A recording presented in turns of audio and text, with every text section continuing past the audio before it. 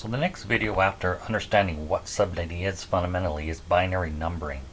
And it's key to understand how binary numbers work so you can then apply it to learning how to subnet and how to calculate host addresses and subnet masks and various things. So the binary system is based on two values, ones and zeros. The bit value is based on a position from right to left. So as you move from right to left, the value increases by double. So if you set it to 1, the bit value is applied for that position. If it's 0, then the value is just 0. This is the binary table here. And so these are bit positions. This is 1 octet and 4 octets to a 32-bit address. So you have the bit position starting from right to left. And as mentioned, there's a bit set to 0 or 1. There's only two values. If you want to actually use the bit value for that position, you set it to a 1. So in this example, this is equal to 1. So if the octet has a 1 there, that is equal to 1. If it's got another 1 here in this position 2, it's 2. And then 4, 8, 16, 32. So it keeps doubling right up to 128. So if you have all 1s set in an octet, you have to add all these together.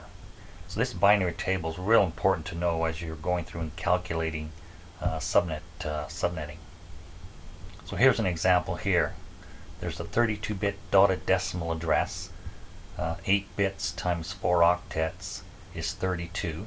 So there's 8, 16, 24, 32. So the 4th octet is over to the right, and as we move to the left, it goes to 1 octet.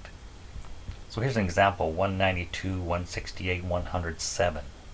So I'm going to show you how to just do a conversion here so you know how the bits work. So here's the 192, 168, 107. So this is the binary format, and I want to convert it to decimal. So here, if I go 1, 2, 4, 8, 16, 32, 64, and 128, I'm only adding the last two, 64 and 128. That gets me to 192. And for 168, it's the same sort of thing. 1, 2, 4, and then on 8 position, it's a 1, so I have to use 8.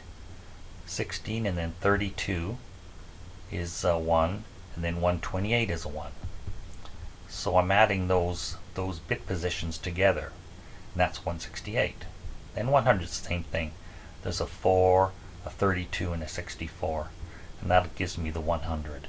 And the 7 is just the first 3 bits are all set to 1. So I just add 1, 2, and 4 together, and that's basically how you convert it. It's very straightforward, but it's a key part of understanding as you go through how to do calculations.